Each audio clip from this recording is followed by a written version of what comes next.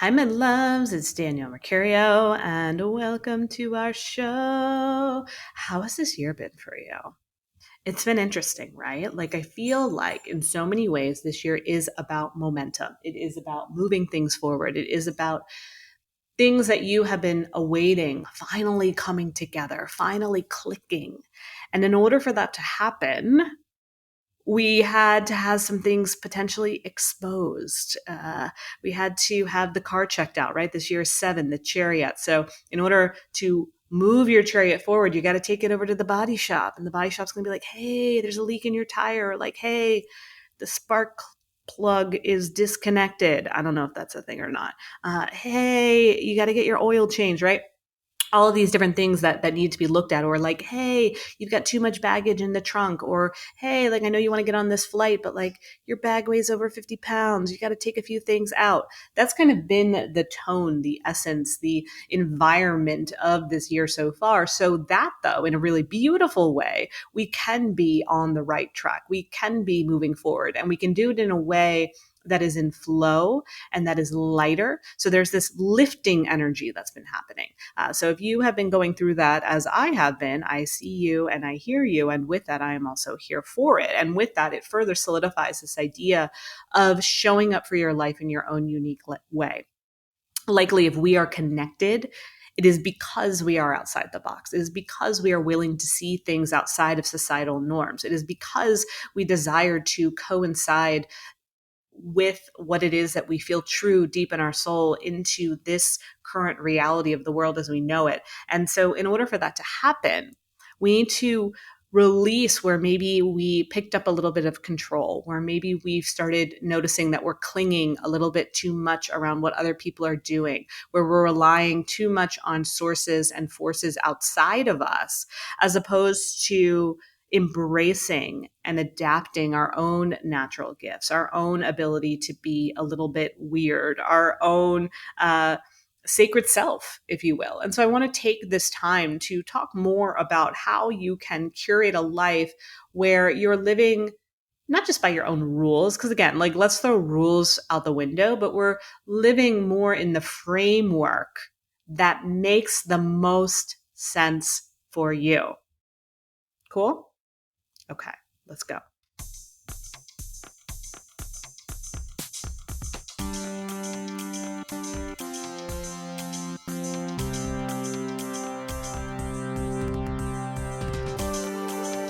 Danielle Mercurius, come to the show. Danielle, welcome to the show. Danielle Mercurius, welcome to the show. Welcome to the show.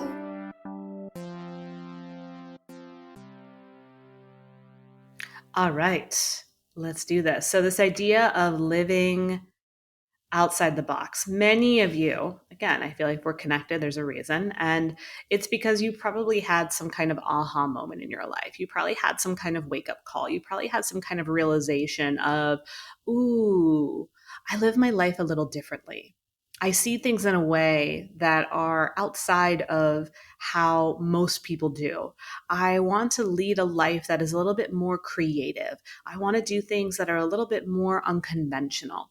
And it's really exciting when we have that realization. We have that realization that we don't have to be trapped in a life, in a job, in a school, in a system that actually isn't true for us, that actually doesn't speak to us, that actually doesn't really align. And so when we have that realization, it's really exciting. It's really juicy. It's groundbreaking. It's heart opening. It's tearful.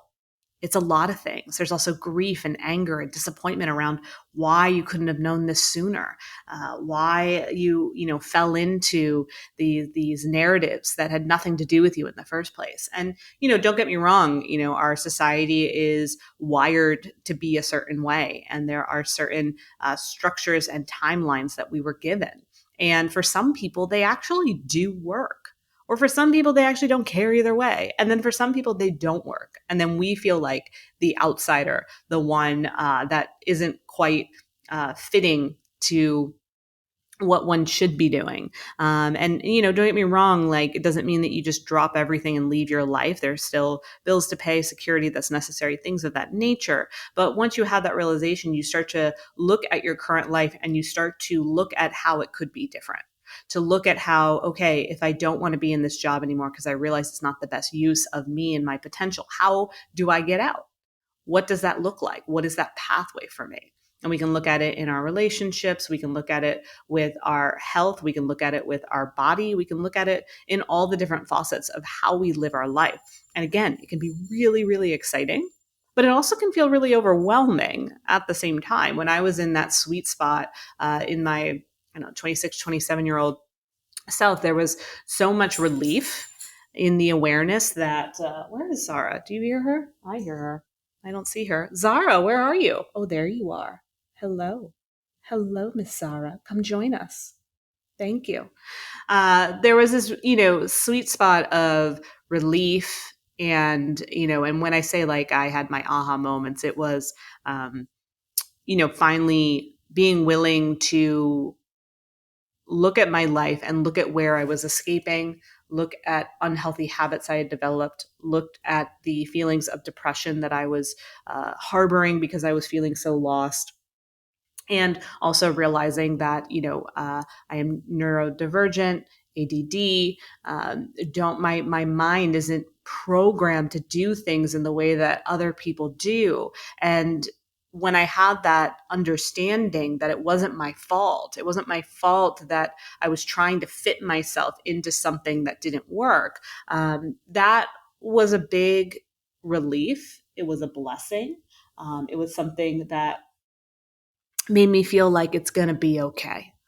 I have something to live for again. I have something to play with. I have something to learn more about.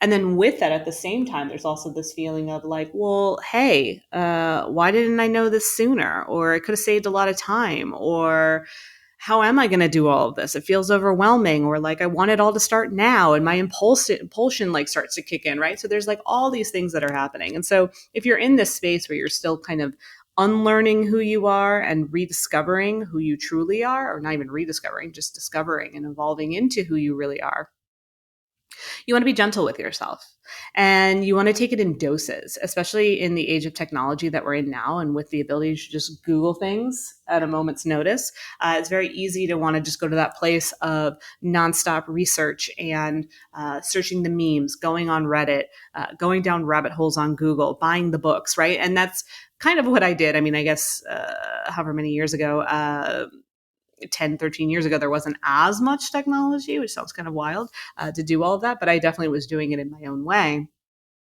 And then I started to realize that consuming a bunch of information was not going to be the antidote, was not going to be the remedy. We're very much hungry for the remedy. And we do that with information around diagnosing ourselves, information around how to live our life, information around how to work out, information around how to date, information around how to be a parent, right? There's all this information, and we want that information to almost be the embodiment of the results that we're looking for. But the information is just a piece of it. So I want you to scale down on the researching. I want you to scale down on the need to keep figuring it out, because there's going to come a point where the information is going to start to get actually a little boring. It's going to start to lose its appeal. It might get a little bit redundant. It might start to get a little bit scattered and all over the place. And you got to start living. And as you live, the beautiful thing about life is it's going to give you more clues into how you can apply this, into where there is still some resistance, where there still is some lack of awareness. But if you're not out there living, if you're not out there doing, if you're not out there trying, then it's really hard for the information and the awareness and the ways that you want to live your life to come to be. And we can look at that with things like manifesting, right? We can sit and geek out on manifesting. We can sit and meditate all day and get high on our own supply. But if we're not open to it coming in, if we're not open to applying ourselves, then it gets a little sticky and we get a little bit stuck. There's also a thing that I see happen a lot where we're open to being different. Okay. Like I'm open, I'm being different, I'm outside the box, I'm unique, I'm a spiritual badass. But then we still kind of want to be normal and we still kind of want to fit in with the typical crowd and we still kind of want to do the things that everybody else does. And you got to make a choice. You got to realize, okay, I live in a world that is mostly this way or operating from this narrative. I don't. So how can I befriend it? How can I coexist with it as opposed to feeling like I need to be it still to be taken seriously? Like I'm going to be this unconventional outside the box person and I'm going to fit in. It's got to be one or the other. And again, that doesn't mean you're an outcast. If anything, it means you're a bright star. It means that you're someone that people will be drawn to. It means that you're someone that's magnetic. It means that you're someone that is a really beautiful example of just being their true selves and embracing authenticity in the everyday life. So notice if that's happening. I noticed I did that a lot. I mean, I guess I'm a big observer. The way I learn is observing others. And I found that as much as I would, especially when I was kind of having my journey and awakening, especially when I lived in New York and was able to learn so many different tools and techniques and practices, that really helped me develop a better understanding of myself and how I wanted to show up and becoming an entrepreneur and a spiritual teacher and a coach and all of these things. But then I wanted to like normalize the way I talked about it or how I shared about it or how I ran my business, as opposed to still keeping the ways I run my business, the ways I talk about it unique. And that's a skill that takes time, but you have to trust that you're a natural in what it is that you want to do. If you are in a space where you're like, I want to move my creative gifts forward, or I want to become an entrepreneur, or I want to, be an artist, whatever it may be, you have to trust the gifts that you have are natural. And they're likely gifts that you've not only been working in this life, but in past lives as well. It's very much believed, there's this thing in astrology called the nodes. There's a north node and the south node. And the South Node is what we came here with, our past lives. It's our karma, our lessons. And that tends to be the biggest focus when it comes to the South Node. A lot of people want to talk about it's karma. It's the shadow energy, which is true. But it's also everything that we brought over. So in addition to bringing over your shit, you also brought over some good stuff too. You brought over your gifts. You brought over your skills. You brought over things that you've done before in past lives. So I want you to realize that your South Node is also your skill set in addition to it being your shadow. And then your North Node is developing that skill set to an even higher space while releasing any shadows that you may have around it. Okay. When we talk about this idea of shadow work, the shadow work is, of course, to heal any trauma, anything that we're holding on to, but also to things that hold us back from fully showing up in what it is that we are here to accomplish, in the skills that we have, in the gifts that we have to offer. And you've got to trust that you're a natural at what you do. Yes, go to school, get a certification, get trained in it, practice. I very much hold that in integrity. This isn't something that you can just like treat without respect. Yet there comes a point where you just have to trust the gifts and get going. And so I want you to do that from the space of knowing that there's a reason why you're called to do what you want to do. So just do it. And then the reason becomes more clear and the answers become more clear in that way too. We're, as someone who is an intuitive and works with clients and utilizes my intuition to help guide them and help them see things that they cannot see, or use astrology as a tool for insight. Sometimes it doesn't always 100% create the solution, right? It offers more information. It offers more insight. And a lot of times too, I've looked back at readings I've had by other people and I'll read what they wrote and I'm like, oh, okay. Yeah. That makes sense. Or I get it. Or I'm not sure about that. And I kind of leave it be. And then months down the road, I'll go back and reread it and I'll be like, this was spot on. And I get it now. Right. So even if you were given all the answers in the world that you needed or all the intuitive advice, it still wouldn't help you 100% because there's still that need to live and try it out and be in the practice of whatever guidance you might have received to fully understand it, right? So you get all this, and that's why sometimes readings fail.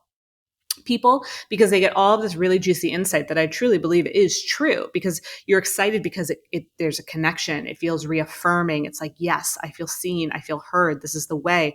I love this trajectory. I love where this is going. I can see it. I can feel it. I know this is true. However, you got to go out there and be in it. That doesn't mean it's complete. You're not getting the results. You're getting the opportunity. And now, how do you want to take that opportunity from the reading and go play, with the knowing that one day you will look back and you're going to be like, that reading was spot on because I went and I played with what I was given. I took the opportunity of the information that was given to me and I let it breathe. I let it live. I let it develop. I let it unfold. I let it evolve. And, it takes time to understand the things that you're doing. Someone can give you advice about a person you're in relationship with. Well, it might take some more time of getting to know them to understand how to apply that advice, right? Someone could tell you what, you're meant to do with clients for a living. Same thing. It's like, you've got to do those sessions with those clients to even really capture what it is that you're capable of. So these are all just kind of things to keep in mind. I don't know if this feels a little all over the place or not, but these are just things that are shooting off my mind today that I wanted to share with you. Again, when it comes to this idea of creating your own life, if you are someone that leans a little creative, a little bit more outside the box, a little bit more neurodivergent, the rules or the framework that some people use may not apply to you. I find that, again, when I try to do things that work for quote unquote normal people, they backfire for me, or they give me a headache, or they strain me, or they actually like create the opposite of the results I want. And so I've become really aware of that, and really aware that I'm not doing anything wrong if I don't follow the main rules of society. I used to beat myself up to be like, well, the reason why I don't have this is because I don't do it this way, and this is the way that you're supposed to do it. Says who? I think it comes down to, do you have a good heart? Do you have good intentions? Are you trying your best? And do you have the awareness to look at things from a way of, not so much I have to follow the rules, however, more so I have to be willing to adapt and build and see how this can formulate, as opposed to trying to figure out the formula, right? Because if we try to stick too much to the rules, this is what I found. I found this with, dieting, right? Dieting always backfired, because with dieting, there were so many rules, and I learned all the rules, and I learned how to count calories, and I learned what foods were good and what foods were bad, right? And as soon as I did one wrong thing within that framework of the rules of dieting, I would beat myself up. I would, of course, gain weight. I would, blame myself. I would victimize myself. I would be so upset because I couldn't follow the rules. And because I couldn't follow the rules, then my punishment was gaining weight. And you can do that in other areas of your life. Oh, I didn't follow the rules, and this is why this happened to me. As opposed to me realizing, when it came to food, somebody else's regimen isn't going to be ideal to my body, isn't going to be ideal to my lifestyle, isn't going to be ideal to the way that I eat, isn't going to be ideal to the sensitivities that I may have to food. It isn't going to be ideal to what attracts my taste buds, and once I started realizing that food was something that I could be friends with, and food was something I could play with, and food was something that wasn't forbidden, then it became something fun. It became something adaptable. It became something that is just a part of my life that nourishes me. And I trust food, for the most part. I mean, there's a lot of weird shit going on with processed food and different things and where we get our stuff. But like overall, and that's why I do try to like eat local, go to the farmer's market, like get to know the people that are actually putting the food in my belly. But regardless of that piece of it, that's a whole nother tangent. I overall trust food, and I trust my ability to eat. And that is because I don't follow anybody else's rules. I trust myself with food. And so I've had to learn to apply that in other areas. Dating's a sticky area for me where I want to, listen to all these dating coaches and listen to their rules. And then as soon as I didn't do the rules that they said around how to, do X, Y, and Z with a man, then that's the reason why I'm single. That's the reason why it didn't work. That's the reason why blah, blah, blah, blah. Right. And I'm like, oh, if I can only go back in time and do this and do it the way that this coach told me, or rework this rule, then this would have worked out. But like, no. This would have worked out if I just trusted myself, just like with food, right? If I just realized my own style, my own approach, my own way of wanting to show up. And also realizing that, again, like in a relationship dynamic, it's a little bit different than like food, because food doesn't talk back.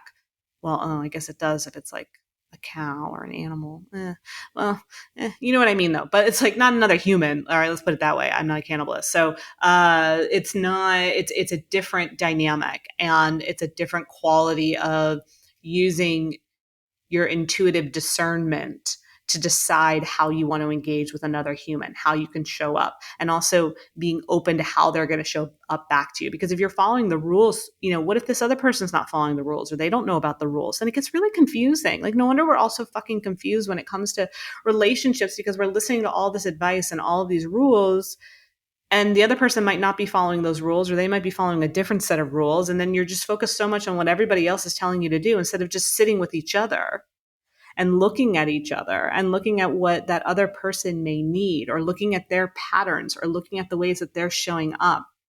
And from that space, asking yourself, how do I want to show up? What would feel good for me? How would that make sense and be applicable to the ways that they're living their life? How are we compatible in these ways? And focusing more on finding a groove, finding a synergy, if there is one, as opposed to figuring out how to just make it work based on the rules and get what we want, right? We're so fixated on the outcome. And I think there's nothing wrong with outcome. It's part of our drive. It's part of what it means to be alive.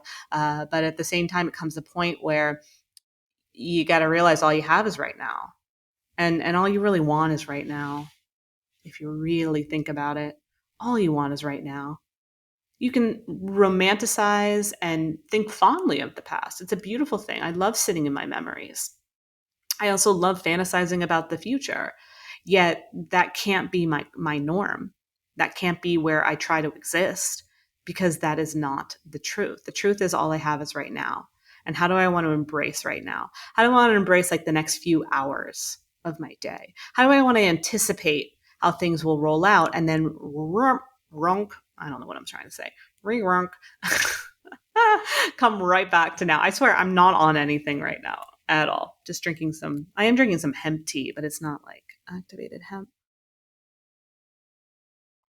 Anyway, point being, all we have is the now. And if all we have is the now, then what does that mean to you?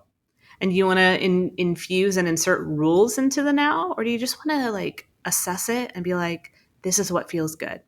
And know that it's trial and error. Kind of go back to those like moments where you're like, ooh, I just had an awkward moment, or I just kind of had a dumb moment, or I had for me, I can be impulsive. I just had a moment of impulsivity. Okay. It's okay when that happens. It's okay when we act impulsively. It's okay when we make a mistake, because if we don't do those things, then we don't develop our lives. We don't develop more truth. We don't develop what actually intuitively most beautifully is correlated to you in the ways that make the most sense to you. And so as much as I think that's, again, why we're looking for the remedy, we're looking for the answer, we're looking for the rules outside of us, because it almost feels like, well, that's easier. Someone will just tell me what to do and I'll do it and I'll get what I want. But actually, it's more about trial and error, trying things out, doing things that might be awkward, that might hurt, that might make you feel dumb, which I feel like I've been going through lately. Yeah, the flip side of doing that, of just trying things out and being vulnerable, I'm learning so much more, and I'm developing new patterns, and I'm opening up to ways that make the most sense for me. I'm having aha moments. I'm being lifted from resistance and things that had held me back in the past because of my willingness to experiment in my present. And again, I'm not writing off advice from other people. This is what I do for a living, or I don't really give advice for people. I help people see what they need to see. I help people connect the dots. And that's kind of what we need to do for ourselves too. And again, I'm not knocking advice, or, we all need a recipe to cook. We all need, certain things that help us do stuff. But there comes a point where you have to ask yourself, where am I leaning too much on external support, and being willing to be in my own experience of what it would mean to support myself and to figure it out for myself. That's also why one of my intentions for 2023 is to not share so much. You might be like, Danielle, you don't really share that much at all. So publicly, I don't really share a ton. I'm not like a big like blah, blah, blah, blah, blah person on like Instagram or even on here. But with my friends, I share a lot. Like if I, whatever it might be, it doesn't really matter. Like if something happens, I like have to tell all my friends. And sometimes that can be not so great. And it's nothing personal with my friends. I love my friends. That's why I want to share with my friends. But I've noticed that the more that I share, the more it kind of dumbs down my initial, whatever it might be, excitement for something. And then it also starts to put it into their perspective, into what they do with it, into their viewpoint, especially like, again, let's say dating, they're going to give me their feedback, and then that person's going to give me their feedback. And before I know it, I have like 6 different people giving me feedback about it. And I lose my feedback. I disable my own ability to make choices, use my discernment, trust what it is that I want, how I'm feeling about things. So one of my things is keeping things that are exciting to me, especially when they're in the building phase, right? It's more in the building phase, not like, the outcome of it, like not sharing anything or sharing my joy or my happiness, sharing more when I'm in the results, sharing more when I'm in the space of, okay, this feels complete. Now let me share, as opposed to being still in the experiment and trying to get everybody else involved in my experiment. And that's where it gets leaky and it gets wonky. And I find I get like very all over the place. So I'm looking to keep things that I'm exploring sacred, and only telling, 1 or 2 people that I feel understand the ways that I'm going about it. So that way there's like a synergy there and a little bit of an accountability and understanding and resonance. And then, with my other friends who I love so dearly, sharing when it's a little bit more complete, when it's a little bit more developed, when it's a little bit more in the space of like, look what I just accomplished, or look what just happened for me, or, this just came together. I'm so excited to share it with you. And for me, that is going to be key as a, so because I if, especially if you're like a people pleaser, or have certain things that maybe you developed in your life, there's a tendency to get things and then want to give them away. I definitely have been that person where like I've been given a gift and then I'm like, here, everybody have my gift. And I'm like, no, this year I want to hold on to my gifts. I want to protect them. I want to nourish them. I want to expand them. And then when it comes time, then I can elevate from that space and share or whatever it may be, So that's something that I wanted to share a little bit as well. So really what this comes down to, and I hope that the takeaway that you get from this little segment is you are more on track than you realize. The issues around feeling like it's not clicking or it's not coming together, maybe because you're accessing too much information, you're leaning too much on advice, you're not really giving yourself the opportunity to fail and get yourself back up again. You're fixating on the wrong side of the problem. You're fixated on getting a solution now. You might be beating yourself up for not doing it the way that everybody else told you to do it. And instead, I want you to explore the experiment. I want you to explore this idea of making your own rules. I want you to explore this idea of whatever it is that you're building, you're working on to trust. Like, I trust food. Well, that was a journey. If you had told me 20 years ago, Danielle, do you trust food? I'd probably be like, I'm scared of food. Honestly, I was scared of food. I was scared of it. Okay. But it took the journey of being willing to befriend it and become an ally and recognize how it could best serve me to then have a really healthy, fun relationship with food and my body, right? It goes hand in hand. So experiment, keep it sacred, keep it with the people that you trust and that understand the ways that you process things. That's a big thing too, because it's like I process things different than the ways other people process things. That's why sometimes people can just be like, oh, why don't you just get over it already? Or why don't you just do it that way? Because that's how they process things. And that's great for them, but that might not be the antidote for me. So be willing to try that. And then, just being gentle, having compassion for yourself in the moments where, you do make that mistake. You do have that moment where you're like, oh, that didn't feel good, or oh, I wish I didn't do that. And just look at it as, okay, I just got some evidence that I needed because I'm experimenting with this thing. I want this result in my life. And this failure or this impulsive moment or this thing that I did that's not in alignment with it is showing me that this is still in me. So how can I change that? How can I regulate that? How can I then, the next time something similar happens, how can I make a different choice? And be in that curiosity, but with that curiosity, there also needs to be some compassion. And, this life, it really is about being kind to oneself, not being hard on yourself, not demanding results, not, fixating on what isn't working. And instead, honor what is. Be grateful for this current slice of now, looking at ways that you have, created success in the past, where you've taken opportunity and turned it into an accomplishment. And know that you're capable of doing that forward, knowing that the natural things that you feel called to do are ripe and ready for you. And now you go prep and you practice and you process and you see how things come to be. This life is less about the rules and more about the experimentation. And the more that you accept that, especially if you're an outside of the box being like me, the more, I don't want to say easy your life is, but the more authentic and capable and doable your life is. So play with this. I feel like this is a really good intel for where we currently are in the collective. If you're listening to this in real time, kind of moving into the final sign of the zodiac, moving into Pisces. Pisces were born ready to retire. So, this feeling of like, well, when I'm ready to retire, how am I going to look back on my life, my legacy, what I've accomplished, what I've done, what I've experimented and brought to fruition. And then from that space, we look to the promise of spring, the longer days, the brightness, the blossoming of nature, the colors, all of it. This is such a beautiful time to go within so that you feel really ready and primed to go out into the world come spring.